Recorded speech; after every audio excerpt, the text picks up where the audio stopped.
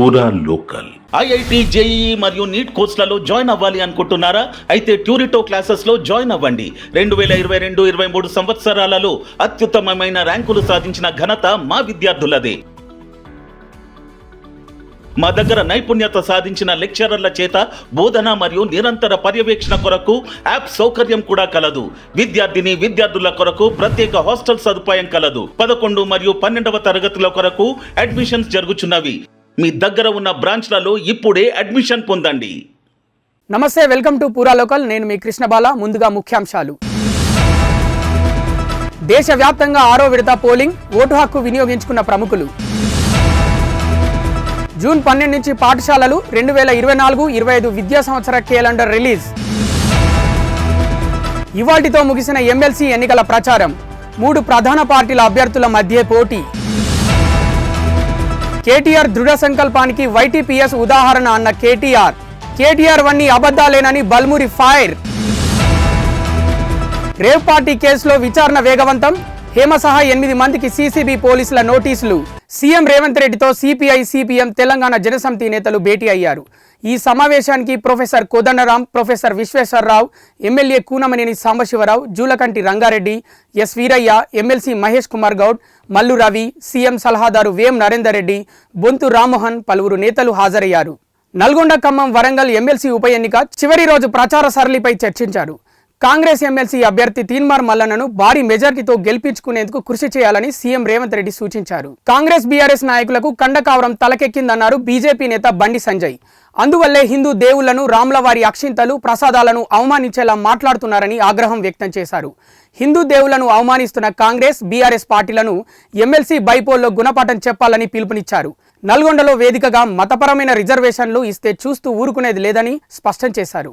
తాము అన్ని వర్గాలను సమానంగా చూస్తే స్వాగతిస్తాం, కానీ ఒక వర్గానికి కొమ్ము కాస్తే సహించేది లేదన్నారు. మన రాష్ట్రం ఇచ్చింది, ఇక్కడ కూడా కోర్టు తప్పు పట్టిందని రాజశేఖర గారి గవర్నమెంట్ తప్పు పట్టింది.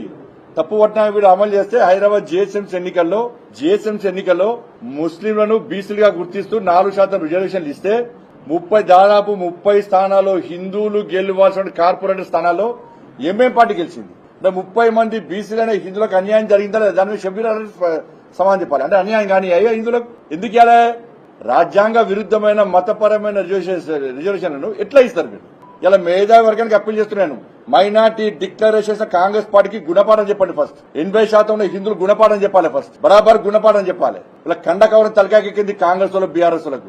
రాముల వారి అక్షింతలు అవమానపరుస్తారు, రాముల వారి ప్రాణ ప్రతిష్ఠ కార్యక్రమాన్ని హేళన చేస్తారు, రాముల వారి పులిహోర ప్రసాదాన్ని ప్రజలు కష్టపడేదో భక్తితో తీసుకున్న పులిహోర ప్రసాదాన్ని కించపరిచే విధంగా మాట్లాడతారు.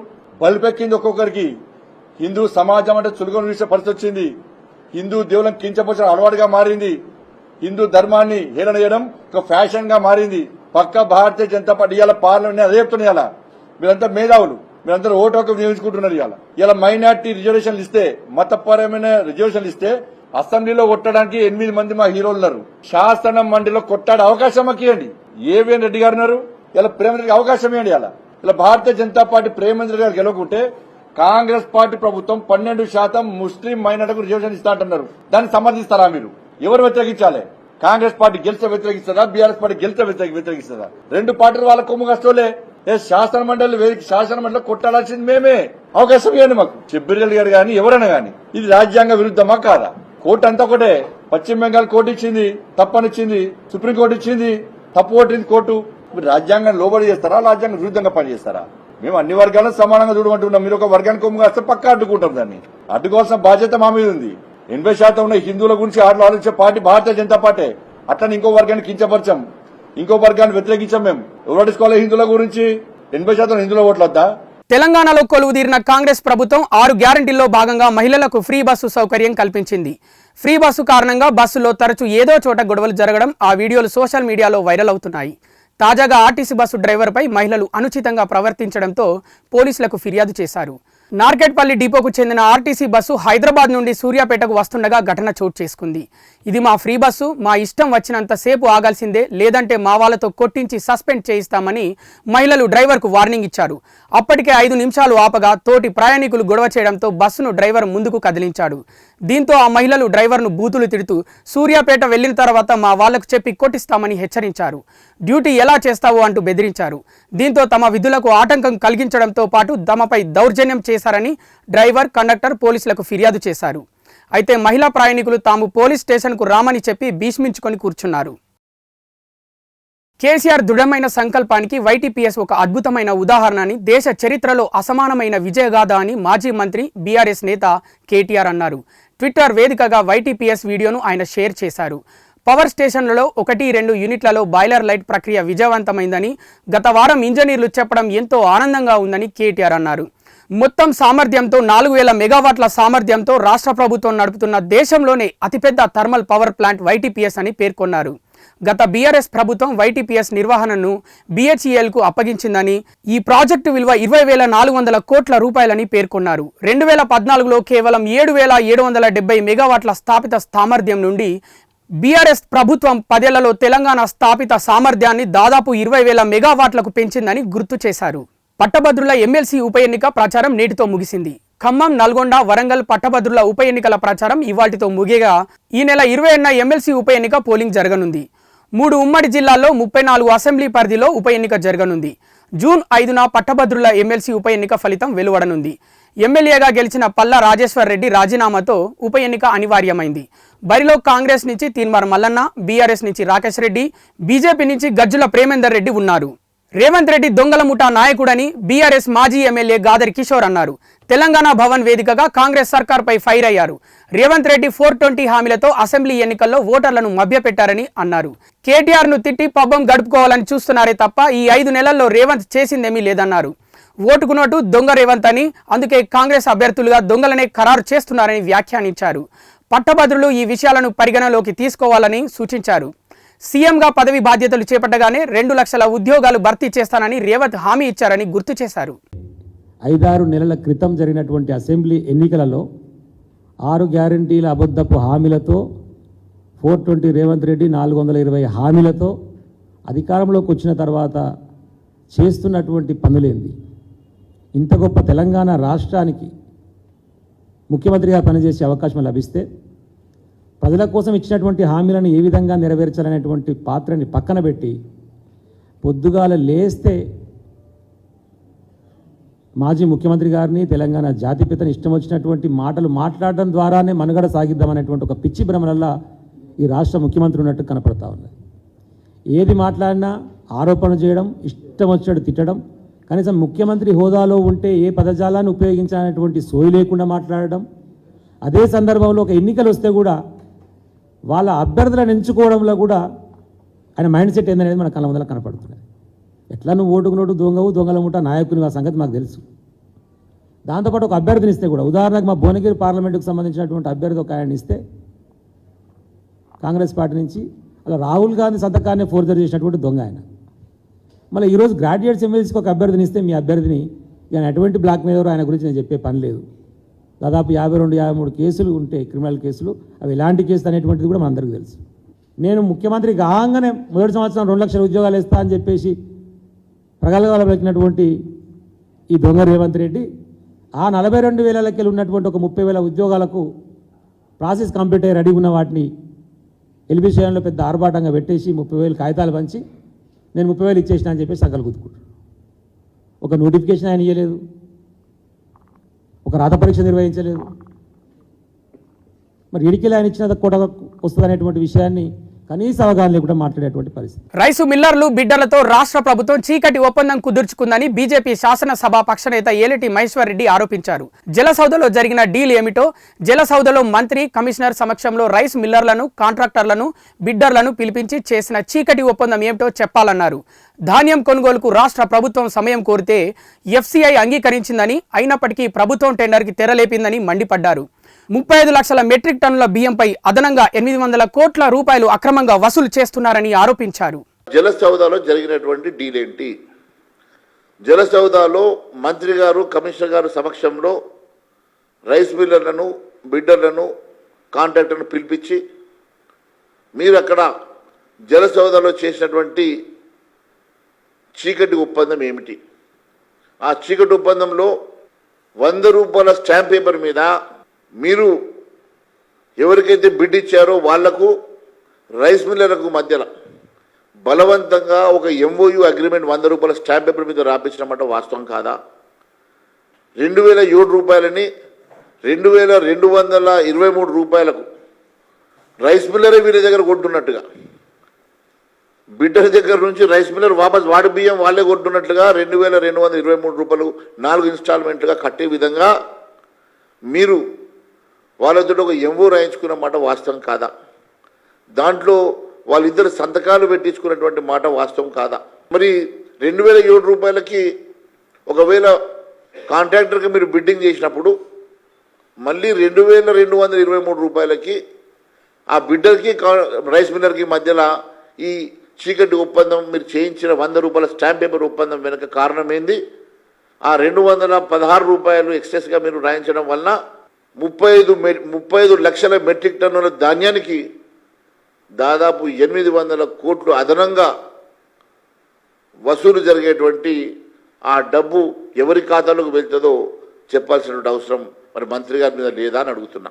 తెలంగాణ ప్రజలు నమ్మి ఓటేసి గెలిపిస్తే 10 ఏళ్ల పాటు అధికారంలో ఉన్న బీఆర్ఎస్ నిరుద్యోగులను పట్టించుకోలేదని బీజేపీ నేత ఈటెల రాజేందర్ మండిపడ్డారు. అధికారంలో ఉన్న 10 ఏళ్లలో ఉద్యోగ కల్పనపై దృష్టి పెట్టని బీఆర్ఎస్ ఇప్పుడు అధికారం కోల్పోయిన తర్వాత ఉద్యోగాలు ఎలా ఇస్తుందంటూ ప్రశ్నించారు.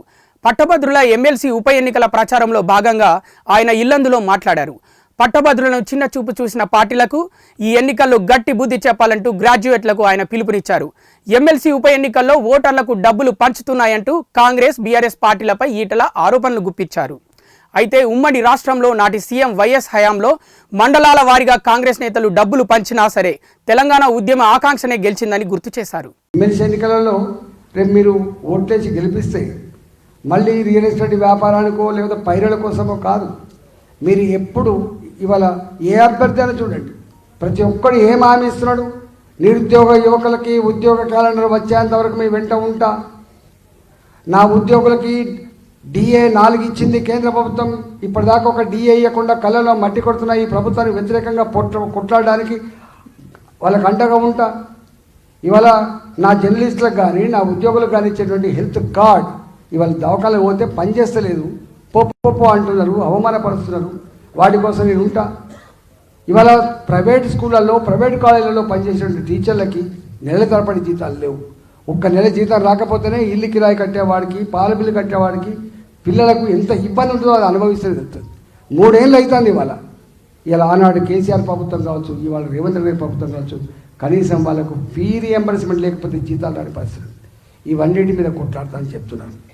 కానీ నేను అడుగుతున్నా, నిన్నటిదాకా డిఏలు అని, ఉద్యోగ క్యాలెండర్ అని, ఉద్యోగ నియామకాలు చేపట్టిన నుండి పార్టీకి మళ్ళీ ఓటేస్తాము మనం, వేస్తాము మనం. అది టీఆర్ఎస్ పార్టీ మొదటిదాకా ఉంది కదా. ఇవాళ 6 నెలలు అవుతుంది.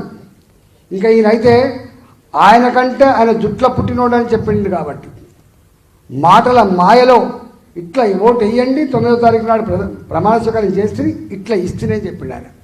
ఇచ్చిండానే ఉద్యోగ క్యాలెండర్ మనకు, ఇచ్చిండా నియామకాలు ఇచ్చిండా? ఆనాడు కేసీఆర్ ఎగబెట్టిన 3116 వృత్తికి తోడుగా ఇంకో 1000 కల్పిస్తా అని చెప్పిండు. ఇచ్చిండా 4000 రూపాయలు? ఏ ఒక్కటి కూడా అమలు కాలేదు.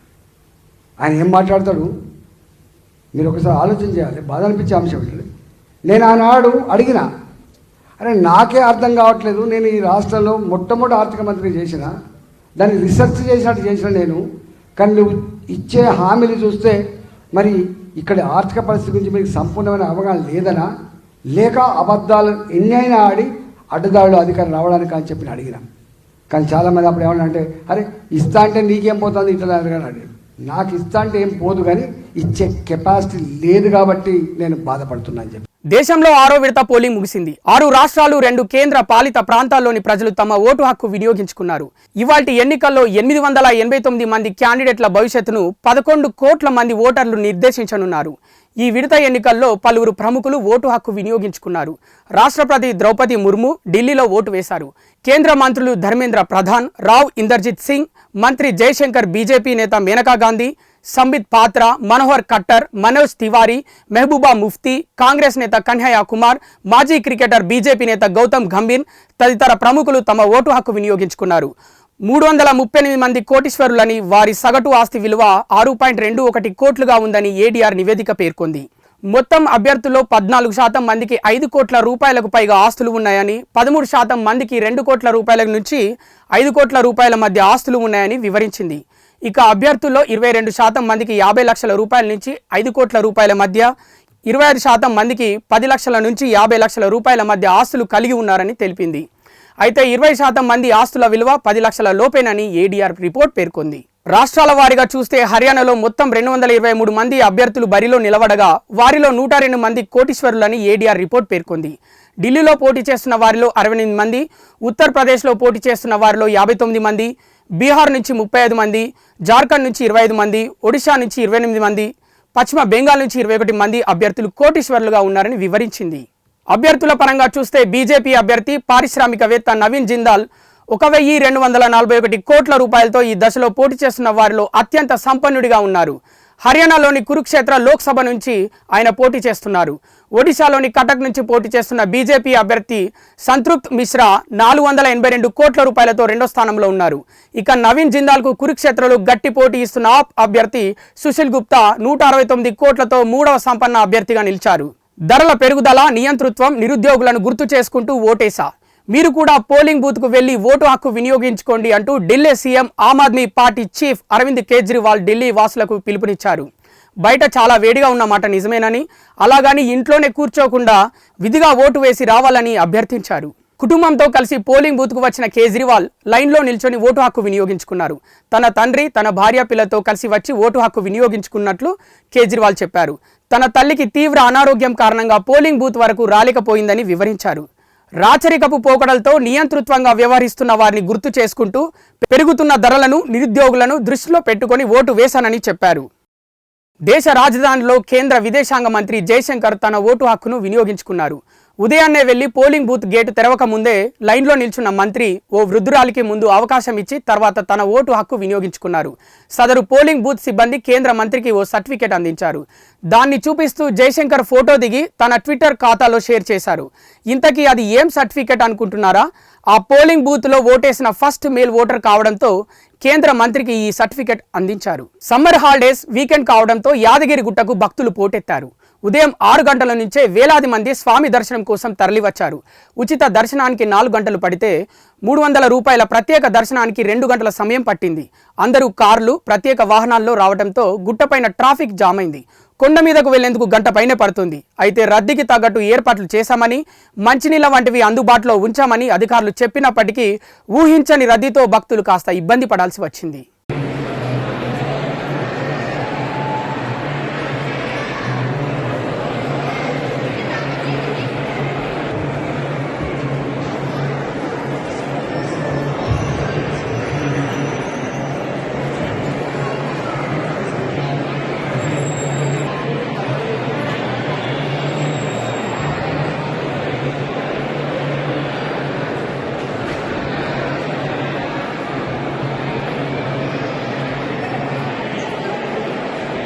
పదేండ్ల పాలనలో విద్యార్థుల సమస్యలను ఏనాడు బీఆర్ఎస్ పట్టించుకోలేదని కాంగ్రెస్ ఎమ్మెల్సీ బల్మూరి వెంకట్ మండిపడ్డారు. నిరుద్యోగులను తప్పుదోవ పట్టించే విధంగా కేటీఆర్ మాట్లాడుతున్నారని ఆరోపించారు. జీవో 46ను తీసుకువచ్చినప్పుడు తాము వ్యతిరేకించామని, అసలు నిరుద్యోగుల గురించి మాట్లాడే అర్హతే ఆయనకు లేదని అన్నారు. తాము అధికారంలోకి రాగానే జీవో నంబర్ 46పై కేబినెట్ సబ్ కమిటీని ఏర్పాటు చేశామని గుర్తు చేశారు. 3 నెలల పాలనలో కాంగ్రెస్ ప్రభుత్వం చేసిన అభివృద్ధి పథకాలపై బహిరంగ చర్చకు తాము సిద్ధమన్న ఆయన చర్చకు వస్తారా అని కేటీఆర్కు సవాల్ విసిరారు. ఏదైతే సంబంధించి నోటిఫికేషన్ ఇచ్చినట్టే ఇచ్చి ఆ నోటిఫికేషన్ల సంబంధించి ఉద్యోగాలు నియమించకుండా, ఉద్యోగాలు ఇవ్వకుండా, నిరుద్యోగుల జీవితాలతో చెలగాటమాడుకొని అనేక మంది నిరుద్యోగులని జీవితాలని పొట్టన పెట్టుకున్న ఘనత కల్వకుంట్ల తారక రామారావు గారి బీఆర్ఎస్ ప్రభుత్వానిది. అవన్నిటినీ పక్కన పెట్టి ఏదైతే జియో 46ని తీసుకొని వచ్చి జియో 46ని ఉద్దేశపూర్వకంగా, ఏదైతే మెరిట్ ప్రకారంగా కాకుండా ఉద్దేశపూర్వకంగా ఏదైతే బీఆర్ఎస్ పార్టీ వీక్గా ఉన్న కొన్ని జిల్లాల్లో ఉన్న విద్యార్థులకు అన్యాయం చేయాలని చెప్పి ఆ జియోని తీసుకొచ్చినప్పుడు అనేక సందర్భాల్లో ఇది మెరిట్ ప్రకారంగా వస్తలేదు, ఇబ్బంది జరుగుతుంది, ఈ జియో 46 పైన ఆలోచించాలి, పునరాలోచించి డెసిషన్ తీసుకోవాలని చెప్పి వారికి అనేక సందర్భాల్లో నేను అనేక విద్యార్థి సంఘాలు కూడా రిప్రజెంటేషన్స్ ఇస్తే ఏ రోజు కూడా దాన్ని పరిగణలోకి తీసుకోలే. ఆ రిప్రజెంటేషన్స్ని కూడా ఇది జరిగేది కాదు, మేము తీసుకొచ్చింది కరెక్టే అని చెప్పి చాలా వ్యంగ్యంగా ఆ విద్యార్థులను హేళన చేసినట్టు మాట్లాడినరు. సరే, ఇవన్నీ పక్కన పెట్టి జియో 46 పైన విద్యార్థులకు అన్యాయం జరుగుతుంది, దానిపైన ఏదైతే సంబంధించి విద్యార్థుల మధ్యలో కొట్లాట పెట్టకుండా స్పష్టత ఇయ్యాలి విద్యార్థులకు అని చెప్పి మొదటికెళ్ళి కూడా మా పిసిసి అధ్యక్షులు రేవంత్ రెడ్డి గారు కానీ, సిఎల్పి నాయకులు బట్టి విక్రమార్క కానీ, శ్రీధర్ బాబు గారు కానివ్వని, కోమటిరెడ్డి వెంకటరెడ్డి గారు, కాంగ్రెస్ పార్టీ నాయకులు, మేమందరం కూడా సంపూర్ణంగా ఈ సమస్యని పరిష్కరించాలని చెప్పి మొట్టమొదటి రోజుకెళ్ళి కూడా, ఈ సమస్య లేవనెత్తిన రోజుకెళ్ళి, సమస్య బయటికి వచ్చిన రోజుకెళ్ళి చిత్తశుద్ధితోటి ఆ ప్రతి ఒక్క నిరుద్యోగి కూడా, ప్రతి ఒక్క యువకునికి భరోసా కల్పించి ఎవరు కూడా అధైర్యపడకండి, తప్పనిసరిగా ప్రతి ఒక్కరు కూడా సముచిత న్యాయం కలుగుతుందని చెప్పి మేము భరోసా కల్పిస్తే, ఉద్దేశపూర్వకంగా ప్రభుత్వం వెళ్ళిపోయే 3 రోజుల ముందు ఏదైతే ఫైనల్ లిస్ట్ పెట్టేసి, సెలక్షన్ లిస్ట్ పెట్టేసి, ఆ జియో 46ని రేపు పొద్దున కాంగ్రెస్ ప్రభుత్వం ఏర్పడ్డా ఇమీడియట్గా క్యాన్సిల్ చేస్తే, సెలెక్ట్ అయిన విద్యార్థులు, దాని తర్వాత జియో 46 వలన లాభపడే నష్టపోయిన విద్యార్థులు ఇద్దరి మధ్యలో కొట్లాట పెట్టి తమాషా చూసే ప్రయత్నం కలవకుండా తారక రామారావు చేసిండు. 2024-2025కు సంబంధించి విద్యా సంవత్సరానికి సంబంధించిన క్యాలెండర్ను తెలంగాణ ప్రభుత్వం రిలీజ్ చేసింది. జూన్ 12 నుంచి రాష్ట్రంలో పాఠశాలలు ప్రారంభం కానున్నాయి. వచ్చే ఏడాది ఏప్రిల్ 23 వరకు కొనసాగుతాయి. ఇక అక్టోబర్ 2 నుంచి 14 వరకు దసరా సెలవులు, డిసెంబర్ 23 నుంచి 27 వరకు క్రిస్మస్ సెలవులు, వచ్చే ఏడాది జనవరి 13 నుంచి 17 వరకు సంక్రాంతి సెలవులు ఉంటాయి. ఇక ఫిబ్రవరిలో 28 లోపు 10వ తరగతి ప్రీ ఫైనల్ పరీక్షలు, మార్చిలో 10వ తరగతి ఫైనల్ పరీక్షలు పూర్తి చేయాలని నిర్ణయించారు. ఉదయం 9:30 నుంచి సాయంత్రం 4:45 వరకు పాఠశాల వేళలుగా నిర్ణయిస్తూ క్యాలెండర్ విడుదల చేశారు అధికారులు. అప్పర్ ప్రైమరీ క్లాసులకైతే ఉదయం 9 గంటల నుంచి సాయంత్రం 4:15 వరకు పాఠశాల ఉంటుంది. అటు బెంగళూరు రేవ్ పార్టీ కేసులో పోలీసులు దర్యాప్తు వేగవంతం చేశారు. మొత్తం 8 మందికి ఒకేసారి నోటీసులు ఇచ్చారు సిసిబి పోలీసులు. అందులో టాలీవుడ్ నటి హేమ కూడా ఉంది. వారందరి రక్త పరీక్షల్లో వారు డ్రగ్స్ తీసుకున్నట్టు తెలవడంతో నోటీసులు జారీ చేసిన అధికారులు సోమవారం ఉదయం 10 గంటలకు బెంగళూరు పోలీసుల ఎదుట హాజరు కావాలని పేర్కొంది. కాగా రేవ్ పార్టీలో పట్టుబడిన 101 మంది బ్లడ్ శాంపిల్స్ పరీక్షలు చేయగా 86 మందికి రక్త నమూనాలలో డ్రగ్స్ ఆనవాళ్లు ఉన్నట్లు తేలిన సంగతి తెలిసిందే. ఇందులో 59 మంది పురుషులు, 27 మంది మహిళలు ఉన్నారు. పార్టీలో ఉన్న 30 మందిలో 27 మంది మహిళలు డ్రగ్స్ తీసుకున్నట్లు నిర్ధారణ అయింది. కార్పొరేషన్ అవినీతికి అడ్డాగా మారింది. కార్పొరేషన్లోని చెత్త సేకరించే ఆటో ట్రాలీలలో, ట్రాక్టర్లలో పెట్రోల్, డీజిల్ తక్కువ పోసి ఎక్కువ పోస్తున్నట్లు లెక్కలు చూపిస్తూ లక్షలాది రూపాయలు దోచుకుంటున్నారని ఆరోపణలు వెల్లువెత్తుతున్నాయి. పెద్దపల్లి జిల్లా రామగుండం మున్సిపల్ కార్పొరేషన్లో 50 ఆటో ట్రాలీలు, 20 ట్రాక్టర్లు, జేసీబీలు, కంపాక్టర్లు ఉన్నాయి. ఈ వాహనాల పేరు మీద నెలకు లక్షలాది రూపాయలు దండుకుంటున్నారని ఆరోపిస్తున్నారు. ఒక ట్రాలీ వాహనానికి 100 లీటర్ల పెట్రోల్ అవసరం ఉంటుంది. కానీ కార్పొరేషన్లోని ఓ విభాగానికి చెందిన అధికారి లెక్కల్లో గోల్మాల్కు తెరలేపాడు. కాజీపల్లిలోని ఓ పెట్రోల్ బంకులో ఒక ఆటో ట్రాలీ వాహనంలో వారానికి సరిపోను 24 లీటర్ల పెట్రోల్ పోస్తూ రికార్డుల్లో మాత్రం వారానికి 30 లీటర్ల పెట్రోల్ పోస్తున్నట్లు కార్పొరేషన్ అధికారి రికార్డులు రాస్తున్నారు. రామగుండం నగరపాలక సంస్థ పరిధిలోని శానిటేషన్ విభాగం అంటేనే అవినీతికి చిరునామాగా మారింది. మరి గత కొన్నేళ్ల నుంచి అవినీతికి చిరునామాగా మారి శానిటేషన్ డిపార్ట్మెంట్లో ఉన్నవి లేనట్టు, లేనివి ఉన్నట్టు సృష్టించి బిల్లులు దొబ్బడంలో మరి దిట్టగా ఉన్నటువంటి అధికార యంత్రాంగంపై కఠిన చర్యలు తీసుకోవాలని ఈ సందర్భంగా మేము డిమాండ్ చేస్తూ ఉన్నాం. మరి గతంలో ఒక అవినీతి అధికారి ఉన్నప్పటికీ ఎన్నో పోరాటాలు చేసి ఈ ప్రాంతం నుంచి పంపిస్తే ఆయన కోవలోనే మరొక అవినీతి అధికారి వచ్చి మరి ఆయన లివ్లో ఉంటే ఆ అవినీతి అధికారి వారసత్వాన్ని పునికి పుచ్చుకొని ఇంకో అధికారి కూడా మరి వాహనాల పేరుతోటి పెట్రోల్, డీజిల్ కుంభకోణానికి పాల్పడుతూ ఉన్నారు. మరి వారానికి 24 లీటర్లు అయితే 30 లీటర్లు, 40 లీటర్లు అని పెట్రోల్ పోయించి, డీజిల్ పోయించుకొని బిల్లులు దొబ్బే ప్రయత్నం చేస్తూ ఉన్నారు. ఇలాంటి అవినీతి అధికారులపై కఠిన చర్యలు తీసుకోవాలి. ఈ రామగుండం కార్పొరేషన్ అవినీతికి అడ్డాగా మారింది. ప్రభుత్వాలు మారినప్పటికీ కూడా ఈ రామగుండం కార్పొరేషన్ అనేది మారడం లేదు. ఎందుకంటే ఈరోజు పెట్రోల్, డీజిల్లో జరుగుతున్న అవకతవకలు జరుగుతున్నాయి. వాటి గురించి నిలదీస్తే వాటి గురించి మేము ఎంక్వైరీ చేయగా వారానికి చెత్త సేకరించే ట్రాలీకి 30 లీటర్లు పోయాల్సింది 24 లీటర్లు పోస్తూ, దాన్ని తక్కువ పోస్తూ ఎక్కువగా బుక్కులలో రికార్డ్ చేస్తున్నారు. మున్సిపల్ కార్పొరేషన్కు ప్రతి నెల 10 లక్షల వరకు బిల్ అవుతుంటే 15 లక్షల వరకు బుక్కులలో రికార్డ్ చేస్తున్నారు. ఈ రికార్డ్ చేసిన ఈ 5-6 లక్షల రూపాయల డబ్బు పాలకుల జేబులోకి వెళ్తుందా, అధికారుల జేబులోకి వెళ్తుందా అర్థం కావడం లేదు. అర్థం కాక మేము అడిగితే మాకు ఎలాంటి రికార్డులు చూపించడం లేదు, అధికారి స్పందించడం లేదు. రామగుండం మున్సిపల్ కార్పొరేషన్లో తీవ్రమైనటువంటి అవినీతి జరుగుతూ ఉంది. ఎక్కడ చూసినా కూడా ఈ రంగం ఆ రంగం అని కాకుండా పేద ప్రజల యొక్క బిల్లులు కడుతున్నటువంటి సొమ్ము మొత్తము ప్రజాపాలకులకు అధికారులకు చేతులకే పోతున్నది. ఎందుకంటే ట్రాలీలకు సంబంధించినటువంటి ప్రతిరోజు 4 లీటర్లే పోస్తూ 5-6 లీటర్లు పోసినట్టుగా రాసుకుంటూ ఉన్నారు. 30 లీటర్లు ప్రతి వారానికి 30 లీటర్లు రాసుకుంటూ ఉన్నారు. 24 లీటర్లే పోస్తూ ఉన్నారు. అంటే సుమారుగా ప్రతి నెల కూడా 10 లక్షల రూపాయలు అయ్యేటువంటి ఖర్చును 15 లక్షల రూపాయలు రాస్తూ 5 లక్షల రూపాయలు మొత్తము అది అధికారులకు పోతుందా లేకపోతే ప్రజాపాలకులకు చేతులలో పోతుందో తెలియదు. కానీ మొత్తానికైతే భారీ కుంభకోణం మాత్రం డీజిల్ కుంభకోణం జరుగుతూ ఉన్నది.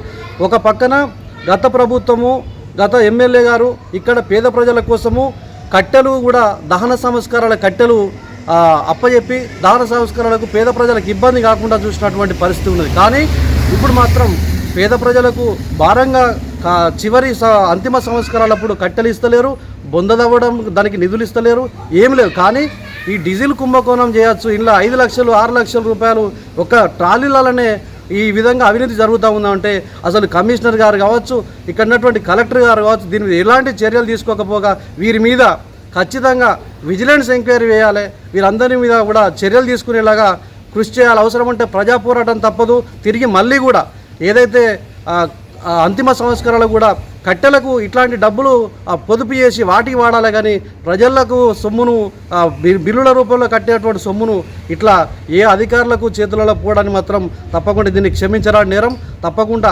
శానిటేషన్ విభాగంలో ఉన్నటువంటి ప్రతి ఒక్కరి మీద అధికారుల మీద అటువంటి కుంభకోణం ఎవరైతే ఉన్నారో వారి మీద కఠిన చర్యలు తీసుకోవాలని కలెక్టర్ గారిని డిమాండ్ చేస్తూ ఉన్నాం. బంగాళాఖాతంలో ఏర్పడిన అల్పపీడనం వాయుగుండంగా మారడంతో 10 జిల్లాల్లో ఓ మోస్తారు నుంచి భారీగా వర్షాలు కురుస్తాయని వాతావరణ కేంద్రం అధికారులు తెలిపారు. నైరుతి పశ్చిమ మధ్య బంగాళాఖాతంలో ఏర్పడ్డ అల్పపీడనం బలపడి ఈశాన్య దిశగా కదులుతూ శుక్రవారం ఉదయానికి వాయుగుండంగా మారింది. ప్రస్తుతం బంగ్లాదేశ్కి నైరుతి దిశగా 800 కిలోమీటర్ల దూరంలో కేంద్రీకృతమై ఉంది. శనివారం మరింత బలపడి ఈశాన్య దిశగా కదిలి తుఫానుగా మారి మరింత బలపడుతుంది. ఈ నెల 26న తుఫాను మరింత ఉగ్రరూపం దాల్చి పడమటి బంగాళాఖాతంలో తీరం సమీపాన తీరం దాటనుంది. ఈ ప్రభావంతో భారీ వర్షణ సూచన ఉంటుందని వాతావరణ శాఖ అంచనా వేస్తోంది.